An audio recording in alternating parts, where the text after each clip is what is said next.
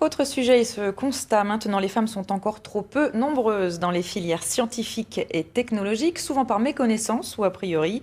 Pour y remédier, une opération, la journée des sciences de l'ingénieur au féminin, était organisée dans les établissements scolaires. Avec nous Vincent Riboulet, bonsoir. Bonsoir. Vous représentez l'UPSTI, une des deux associations organisatrices de cette journée. Très grosse mobilisation sur le terrain, 300 établissements en France. Il y a urgence à inverser cette tendance ? Oui, tout à fait. Avec l'UPSTI, on est en contact avec de nombreux industriels qui nous font remonter qu'il manque de femmes ingénieurs. Et effectivement, si on regarde les chiffres, on voit qu'il y a 21% des femmes qui sont ingénieurs. Et si on regarde dans les écoles d'ingénieurs, c'est un petit peu mieux, mais c'est que 27%, donc c'est pas assez pour combler les manques. Alors, d'où cette journée de mobilisation. Nous étions en Isère, au lycée Vaucanson de Grenoble. Avant de poursuivre, on découvre ensemble ce reportage de Denis Vigneau-Duguet et Maëline Nguyen-Stéphane. Regardez. Très franchement, moi personnellement, je vois pas du tout la différence entre quand il y avait 50 filles et 50 garçons que maintenant où on n'est plus que des filles, quoi. L'espace d'un après-midi, il n'y a plus de profs ou d'élèves, seulement des femmes, des jeunes en quête d'un avenir, venus écouter des professionnels, mieux encore, des spécialistes. Répartis en petits groupes de 10, près de 90 collégiennes et lycéennes échangent avec les 9 techniciennes ou ingénieurs venus présenter leur métier. Typiquement, cette journée-là, c'est une opportunité d'aller à la rencontre d'établissements scolaires pour partager, démystifier les choses, partager du concret, du quotidien et peut-être, ça c'est le bonus, créer peut-être des vocations parce qu'on est là pour aussi faire connaître des choses différentes. Les questions sont multiples. Quelle filière choisir? Combien d'années d'études? Ou encore, comment trouver sa place dans un monde d'hommes? En fait, pour ces jeunes femmes, envisager l'avenir n'est pas forcément chose facile. En France, en fait, Je suis venue juste un peu pour voir, pour découvrir le métier. Je ne pensais pas du tout que ça m'intéresserait. Et au final, je me suis rendu compte que c'est un métier super intéressant parce qu'il est très varié et qu'on peut vraiment faire, deux ingénieurs peuvent faire totalement des choses différentes. J'attends de cet après-midi d'avoir certaines réponses aux questions que je puisse me poser. Puis avec les différents intervenants, ça nous permet d'avoir des connaissances en plus pour notre parcours. C'est vraiment dans la société que dès petits, on nous inculque que pour faire quelque chose, il faut être très bonne ou il faut être parfaite.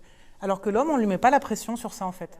Co-organisée par les deux associations UPSTI et Elle Bouge, cette 6e édition des sciences de l'ingénieur au féminin rencontre toujours autant de succès. Preuve s'il en est qu'il existe bien plus qu'une attente, un véritable besoin de s'y retrouver au sein d'une société où demain ne ressemblera sans doute plus du tout à aujourd'hui. Alors, on l'a entendu dans le reportage, beaucoup d'élèves semblent manquer d'informations, avoir une mauvaise image de ces métiers. Est-ce qu'il y a... les femmes ont-elles des qualités, des facultés particulières pour aller vers ces métiers, peut-être plus que certains messieurs ou pas du tout ? Alors, c'est toujours une question un peu délicate. Moi, je pense qu'il y a une qualité qu'on retrouve dans les deux sexes et qui se chevauchent un peu. Mais globalement, il y a certaines qualités qu'on reconnaît aux femmes. Donc, il y a l'efficacité en particulier qui remonte assez souvent, l'écoute et aussi la compétence. Généralement, les femmes ingénieurs sont très reconnues dans leur métier et très appréciées. On l'a senti, il y a de l'autocensure parfois aussi. Je ne pensais pas que c'était pour moi, je ne pensais pas qu'on pouvait y aller. Ce milieu est très masculin. Il ne faut pas s'arrêter à ça. Ouais, tout à fait. Alors ça, c'est un des gros problèmes, puisque si on regarde au niveau du bac S, on a 48% de filles, donc on a une certaine parité qui est quasiment respectée. Et après, quand on passe plus loin dans les études supérieures, il y a un bon nombre de filles qui s'arrêtent, alors qu'elles pourraient continuer, qu'elles auraient les capacités pour ça.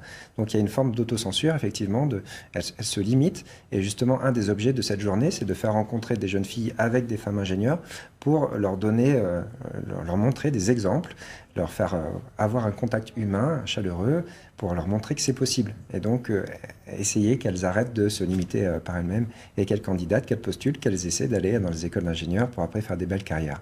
Alors, quelle filière, quel métier, finalement, manque de profil ? Alors, je dirais que tous les métiers de l'ingénierie manquent de profil féminin. Globalement, dans tous les domaines, l'apport de la mixité est important. Alors, il y a des domaines vraiment assez marqués où les déficits sont encore plus forts. Donc, la construction, dont la France est un des leaders mondiaux. Il y a l'aéronautique, le ferroviaire.